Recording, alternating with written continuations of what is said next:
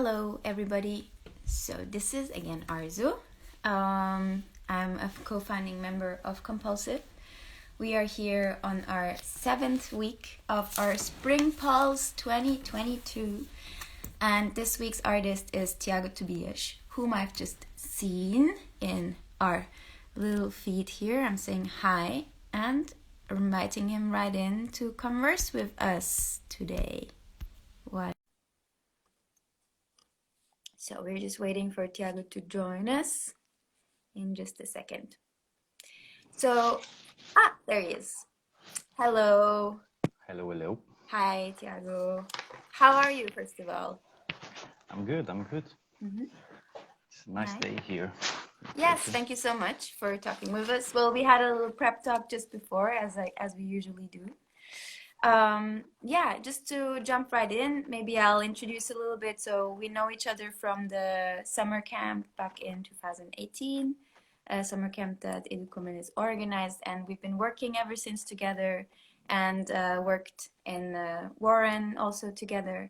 And I've been following your work ever since closely, and yeah, we're also privately engaged, so it's all kind of one thing. But I invited you because I do really like your research work about spaces and places and sort of stories that you tell musically or sonically with those places. So we gave you complete free reign to do whatever you want in this pulse, to use maybe something that you already did or to do something new. You decided to do something new and gave us this work with a very cryptic title, or seemingly cryptic. So your piece is called FNC 1121. It's around 25 or 26 minutes.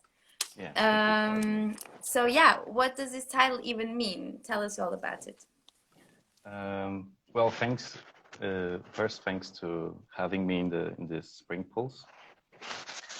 It was a nice opportunity to test some things I wanted to do for a long time. The title is it's the airport code to Funchal, which is the capital city from Madeira Island. That's the island where I grew up. So it's FNC. It means Funchal, and it's and then the 11 and the 21 is it's in relation to the year I left to live in mainland, so in 2011. Okay. And 21 is from the 2021 when I went there and I filmed and recorded all the sounds from the piece. So kind of bridging those decade that you've not been there living. Okay. It had a nice ring. Yeah. Yeah, it's kind of encoded. Yeah. You also told me that in your research you found out that it's a weapon type or something like that. Yeah, and then I discovered that FNC, it's actually a weapon. It's a code for the name of the weapon, so I don't know. Yeah, the only weapon that Funchal has is a strong smell of fennel, so... and other things. Yeah. Okay, so your piece is quite unified. So like unified in the sense that we have this round window from which we are looking into this blurred landscape that is sometimes very slowly passing by and sometimes very sharply zooming in almost into things. So we're kind of also confronted with this like very dreamy, kind of phasey, sort of like going between being awake or being dreaming to like trying to understand the place and then suddenly understanding the place and then being able to dive into that place, you know. So this is at least my sentiments about the work, and that is accompanied with musical compositions that clearly have some field recordings in that. But there's something interesting about this whole work technically, because it looks quite like, you know, a bigger production with some effects on it, but it's actually quite simple. So exactly. Tell us the secret. Actually, yeah, I'm glad that you had those impressions. I guess it was my idea. I wanted to try to. I was always curious to try to do something with the limited materials and techniques. Mm-hmm. And I guess that's something it's being much more important to me somehow. Well, I'm trying to see both ways as well. And I thought, well, maybe I can just do it everything with my phone. And phones usually, nowadays, have good cameras.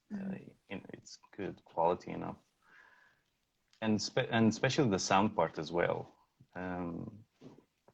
So I try to do it, and I add this technique that I mean, it's something. It started as more as a plaything to see how it felt, because my brother at the time bought these binoculars.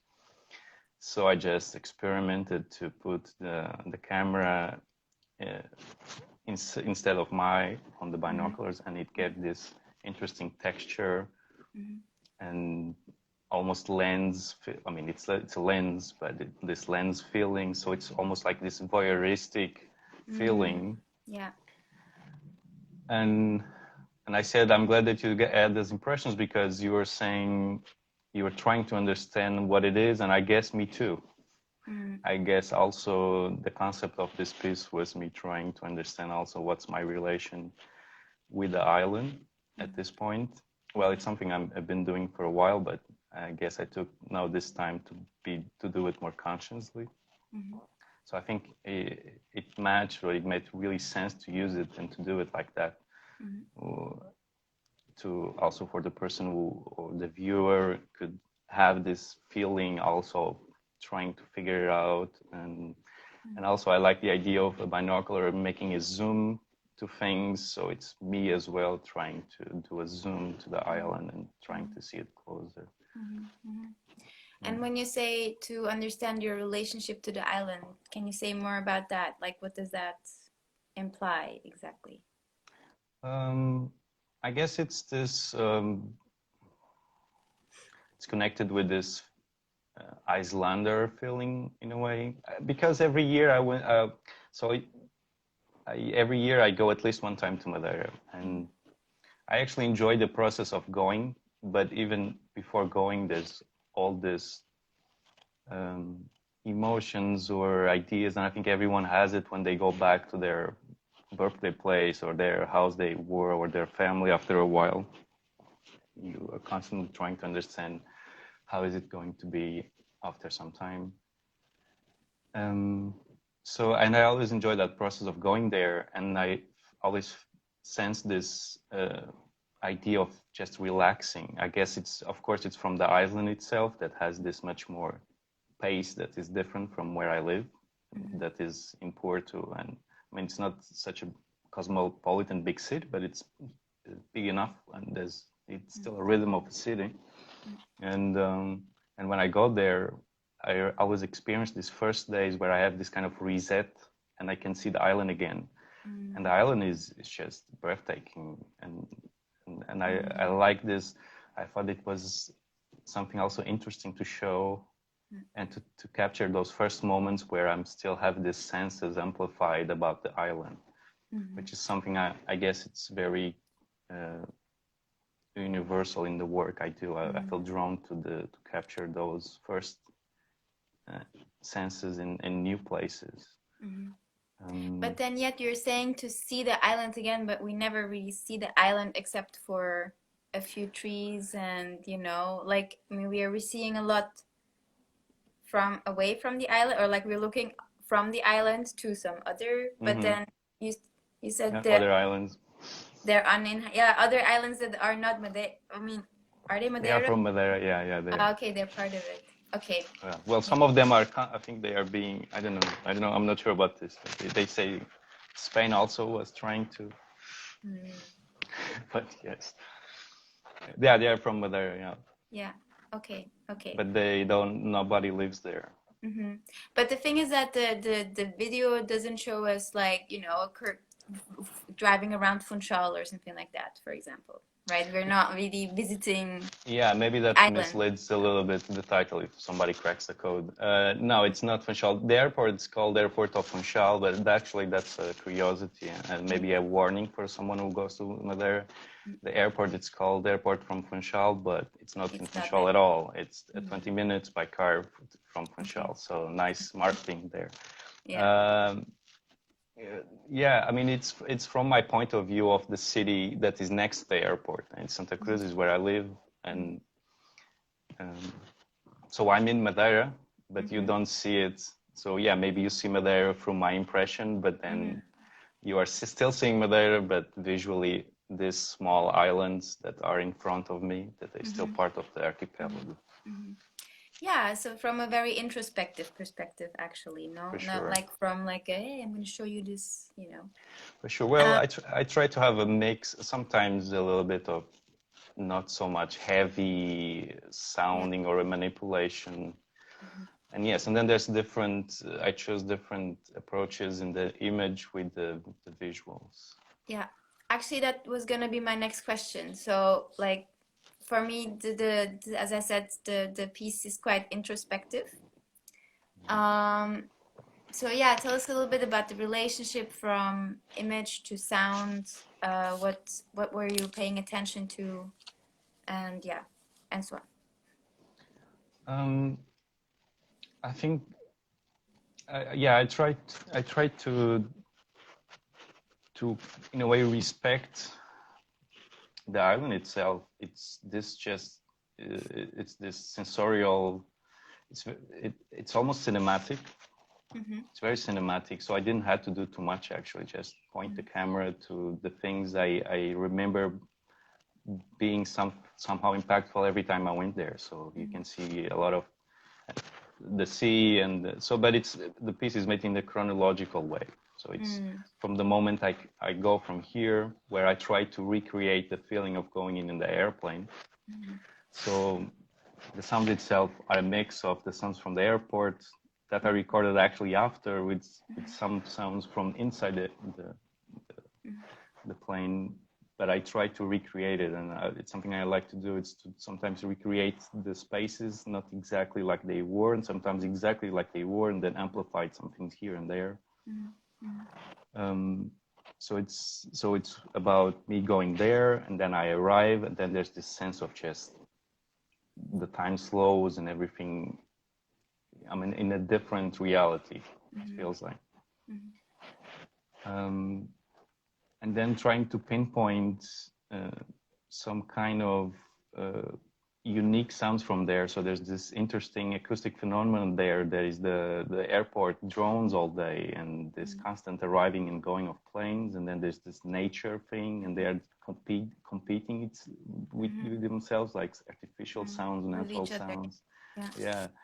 And it's interesting, like one time you're relaxed and another time you're having this drone out of nowhere. And I find that very interesting. And then I realized also that those first 3-4 days, I'm seeing the island with new eyes again. And then it starts coming again, like my connection with the island. And I start having then an Icelander eyes.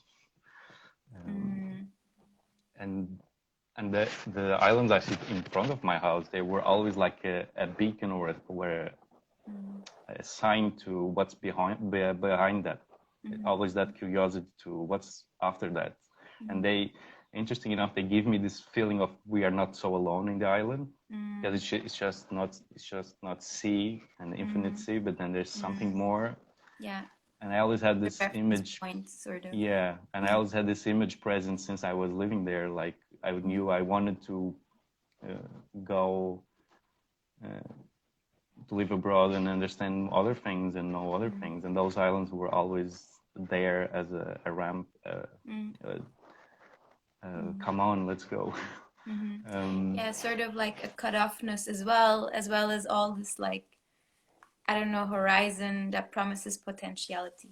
For sure. And how does that reflect in the compositions that you're doing, or maybe the sounds that you're choosing in order to compose the work? Well, maybe first visually the islands, then at the end mean, there's this visually. I find it interesting at the end too. The camera, it's much more like jumping here and there, and it's really to give the idea of me after those days starting to feel like shaky a bit, like maybe I need to go again, or I want to go again. Away, you mean? Away, yeah. At the same time, indecisive and trying to be there as well, or wanting to be there as well. And sonically, I think the piece has these feelings through the music or the emotion I put it there, and I try always to blend. I find it interesting to blend the natural musicality in the sounds around us, and just to go along with that and just amplify that, or just adding something a little bit more to that, but not trying to move too much. And try to be aware of what's unique on those places. So in this case, you'll hear a lot of droning through the piece. There's always there, and the musicality there. It's like these different layers. On the first layer, you have the emotion about things, and then you have these places that are there with some surroundings that I didn't manipulate it at all, and others I did.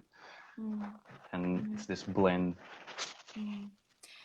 Of course, like we hear like a whole thing, we just go through it like an emotional journey, basically. It is, yeah. So like, yeah, I agree that it's quite a filmic work as well. So it feels like any moment there's going to be a voice, there's going to be some kind of like characters, like it feels like any moment now the plot will start, and yet then it does not start.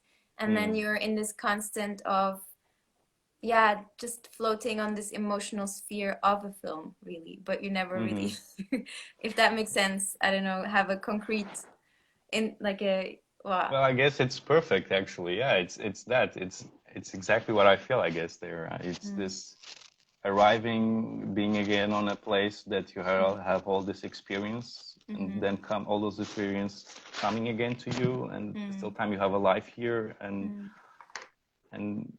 I mean, geographically, it's already a new place. It's it really makes a wall between what I have here. It's a big contrast. So it's unsettling. Yeah, it's an unsettling feeling.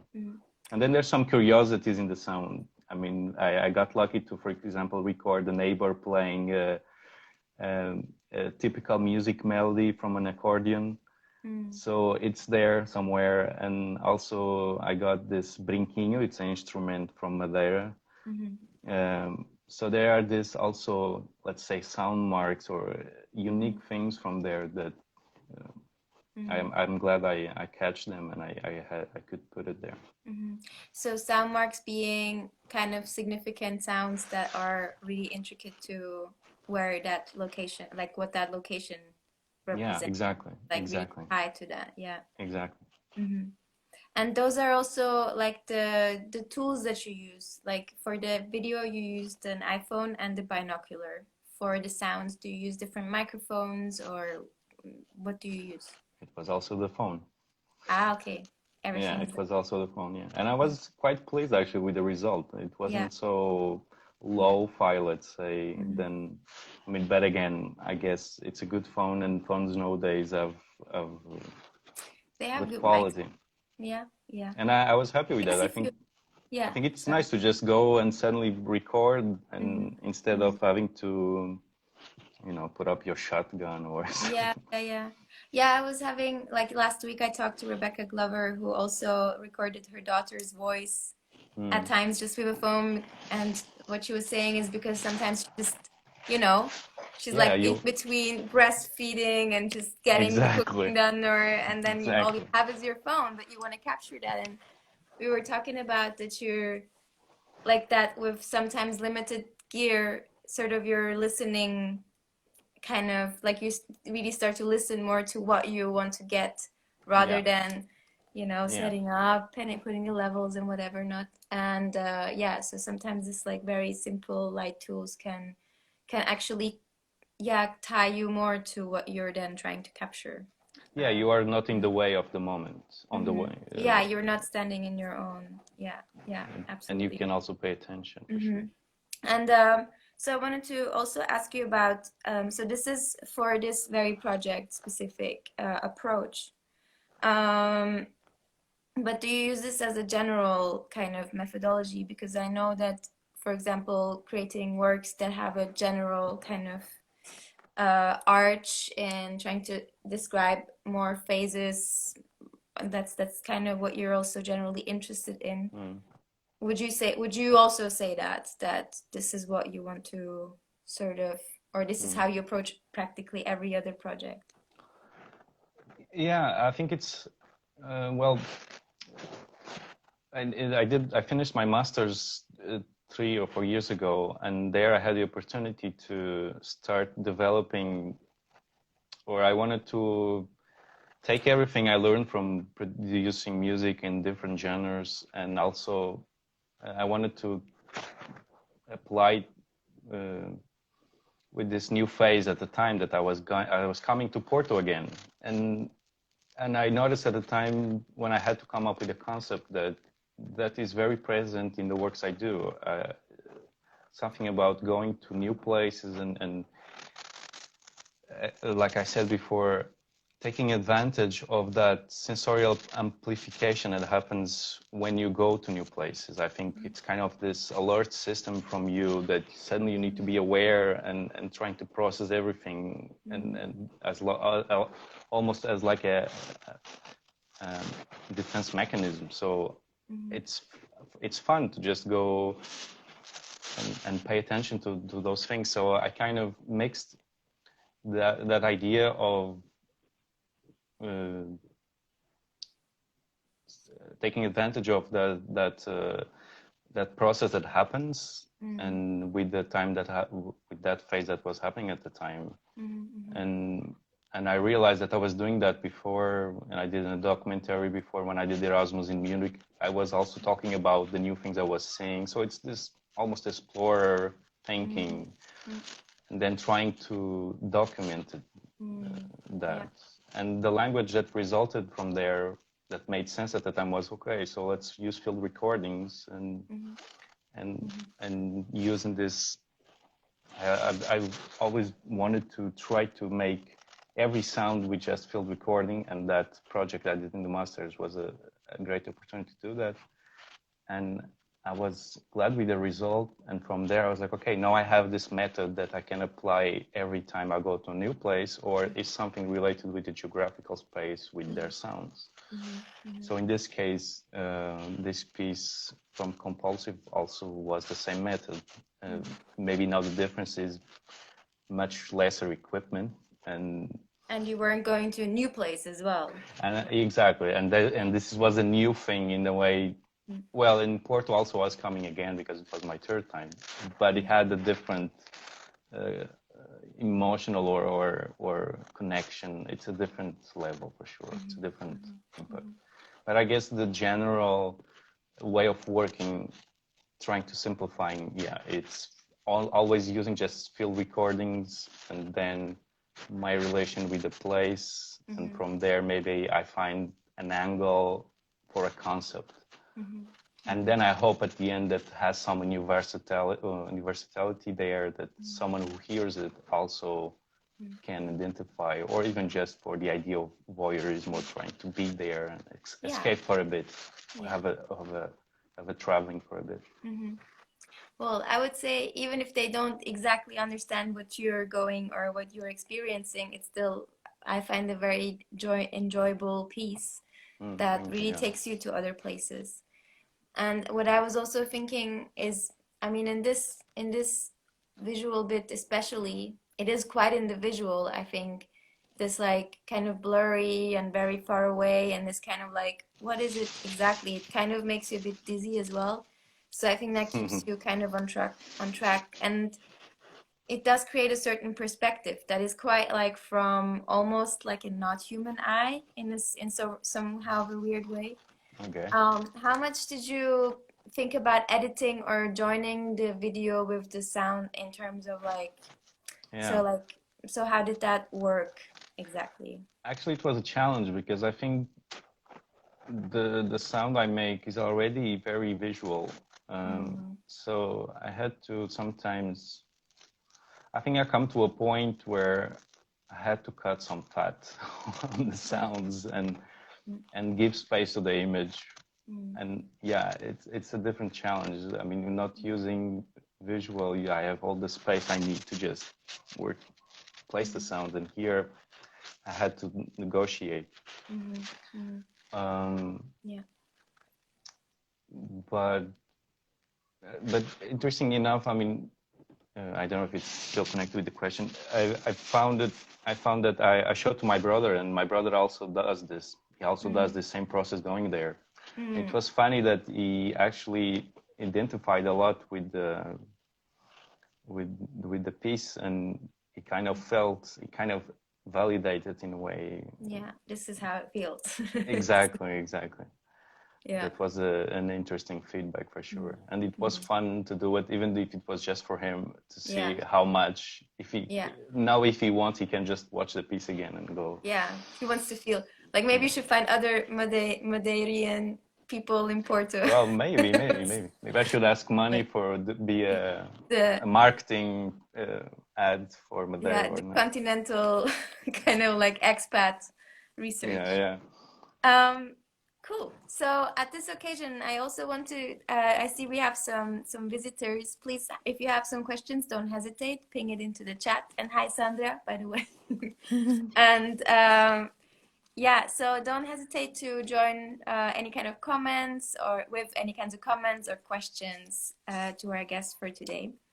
I'm actually gonna move on to the question of like what were you like to tell us a bit about your pre-course or like about your, you know, where you come from, what you like, or what brought you to be working with sound and image in this way, and what are projects that you're currently working on or were recently working on that are of significance to share with.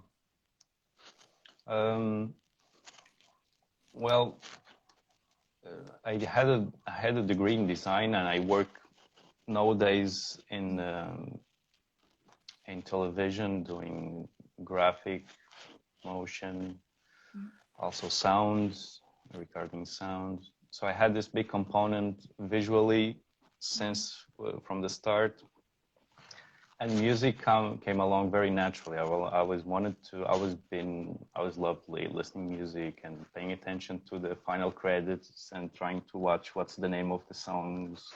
Sometimes paying more attention to the music actually than the movie itself. And then because I didn't have at the time any reference or people doing it, I luckily started using software and computer. And the computer saved me there. And then along the way, I met my what then would be my teacher on the masters, and he helped me, Vitor Joaquim, who is a great artist, and he helped me. At the time, we had a workshop in Madeira, and then he was doing this experimental workshop, and I had lucky to go there on the last day, and then they still extended, and I had this first experience experimenting sound. And until there, I was just always working this more conventional way. And that opened this universe to just try things. And then I with a friend Pedro, we were experimenting with guitars and just, you know, breaking guitars and punching guitars and thinking weird sounds. And from there, I mean, I kept going and I kept doing just more, let's say, conventional ways of electronic music, but I started drifting also and being more curious to use field recordings and mixing. And then it happened, the masters, and that was the point where, okay, I will try not just to use field recordings. I still use and I still do music all with my synthesizer, or it's still fun to do it. But now I think I know I split both things. Like there's this part where I just do these pieces where I think a little bit more and I have more concepts and I just use field recordings. And then I have this other part where it's much more intuitive and it's much more, I think it's more fun. It's not so much to reflect, I guess. So, and for the future, now it's happening much more opportunities to do composition for animations, for example. So I have 2 of them coming soon, and that will be interesting to see if I can go and pick a bit from one part or a little bit for all the other parts. If I use field recording here or there, and use that in my advantage. Yeah, yeah. And yeah, I think your music works really well for film. So Yeah, okay. my Yeah, eye well, on I that. did some things before, but yeah, I think now it will be on another level. And also, I have, I mean, I'm in the collective where you also are part of, and also with Ludwig and Joan, and 2 also amazing artists, and we time to time do our experimenting and sound things through an internet connection, and that's also something fun to go back. Despite this, recently we all very busy in our lives, which is not so Yeah, easy. it's been a quiet year for Warren, for sure. Yeah, but that happens in this type of things. Yeah. And yeah, that's it, I guess. Okay. And still doing my work every day in the television. Yeah. Yeah. Good. All right. All right. So if nobody has some questions, but actually, like you've been saying that you also do some visual work. So what about the album cover that you've been doing recently? Well, yeah, I do also. I mean, it's illustration in a way. It's illustration, I guess.